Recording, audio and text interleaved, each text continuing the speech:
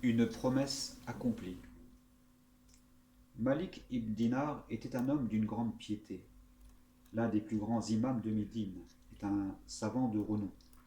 C'était surtout un homme proche de Dieu depuis qu'il avait décidé de se consacrer à nourrir son cœur.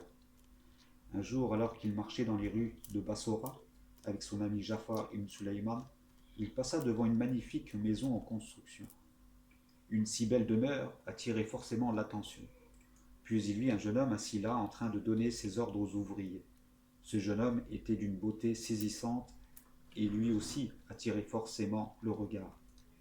En le voyant, Malik s'exclama: quel beau jeune homme, malheureusement absorbé dans une bien frivole occupation. J'ai très envie de supplier Dieu de l'arracher à cette futile besogne et d'en faire son vrai et sincère serviteur. Je désire tant qu'il se retrouve parmi les jeunes habitants du paradis. Que dirais-tu, Jafar, si nous allions parler à ce jeune homme? Sans attendre la réponse, il se rendit auprès du jeune homme et le salua. Il répondit à son salut sans reconnaître immédiatement le cheikh, qu'il connaissait pourtant. Mais dès qu'il le reconnut, il se leva par déférence, honoré d'une telle visite. Il demanda s'il pouvait lui être d'une aide quelconque. Malik répondit alors: tu es en train de bâtir une bien belle maison. Pourrais-tu me dire combien d'argent tu as l'intention de dépenser pour la construction? 100 000 dirhams, répondit fièrement le jeune homme.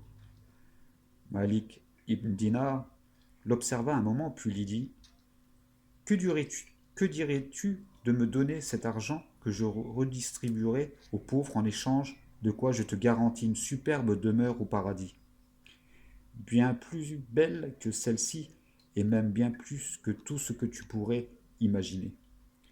Je te garantirai aussi toute une suite d'esclaves et de serviteurs qui ne penseront qu'à ton bien-être, ainsi que des pavillons et des dômes de rubis émaillés de diamants. Un palais dont le sol serait de safran et de mortier de musc, dont l'odeur flottera dans tous les alentours. C'est une demeure qui n'aura pour seul architecte que la parole de Dieu. Sois, et elle sera juste pour moi, pour toi. Le jeune resta pensif, puis dit: donne-moi la nuit pour réfléchir. Si tu daignes revenir demain matin, je te ferai part de ma réponse. Malik accepta et il rentra chez lui. La nuit fut longue pour notre imam, qui ne cessa d'avoir à l'esprit la situation du jeune homme.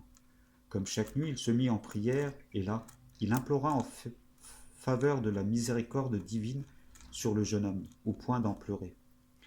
Le lendemain matin, il retourna avec Jafar ibn Sulaiman comme convenu sur le lieu du rendez-vous. Ils y trouvèrent le jeune homme qui les attendait à la porte avec un grand sourire. Ils se saluèrent et, après les paroles d'usage, Malik lui demanda: alors, mon jeune garçon, as-tu pris ta décision? Je l'ai prise, noble cheikh. Moi, j'ai une question. Me, garan- me garantis-tu réellement le palais dont tu m'as parlé hier? Certainement, rétorqua Ibn Dinar. Alors, sans attendre plus longtemps, le jeune homme plaça devant Malik ibn Dinar des sacoches pleines à craquer contenant la totalité des 100 000 dirhams.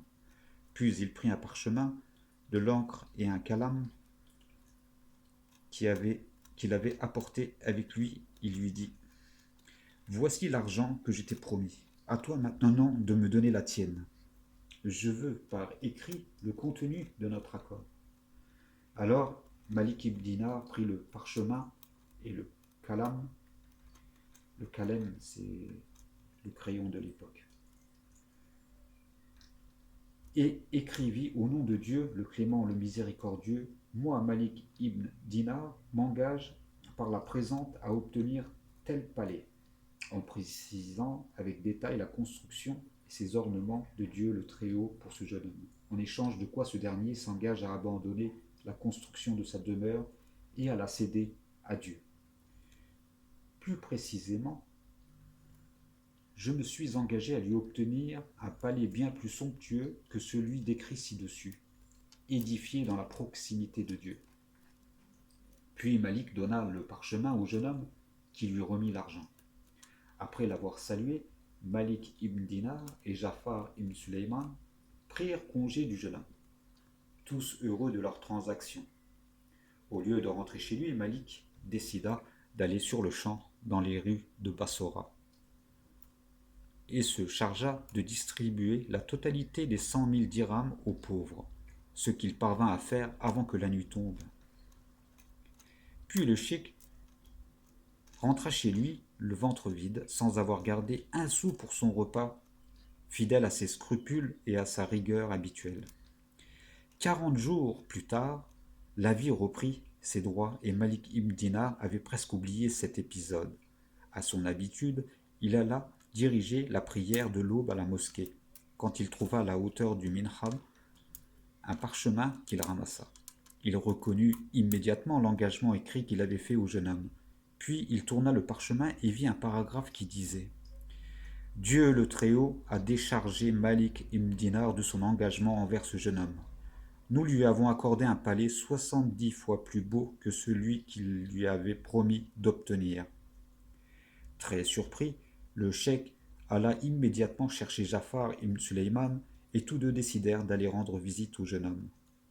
Quand ils arrivèrent dans sa maison familiale, ils virent que quelque chose n'allait pas.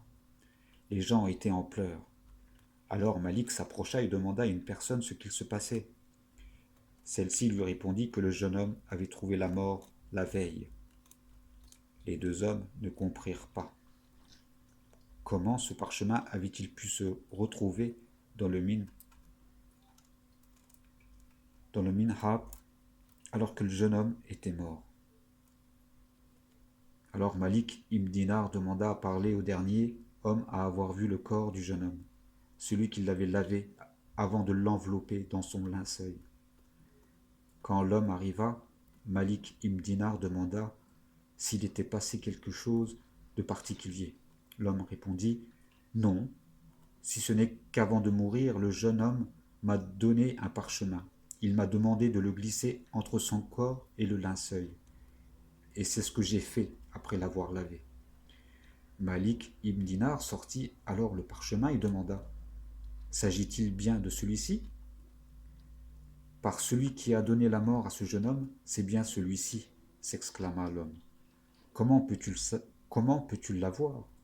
Je l'ai enterré de mes propres mains avec ce parchemin. » Malik ibn Dinar se mit à trembler et implorer son Seigneur, les larmes inondant son visage, tant il était saisi par ce qu'il venait d'arriver. Dieu lui-même venait de montrer que les nobles promesses sont toujours exaucées quand elles sont vouées au bien. Depuis, à chaque fois qu'il évoquait le souvenir de ce jeune homme, le cheikh Malik ibn Dinar ne pouvait s'empêcher d'être ému au point de pleurer et d'implorer la miséricorde de Dieu pour lui. Que Dieu soit satisfait de chacun d'eux.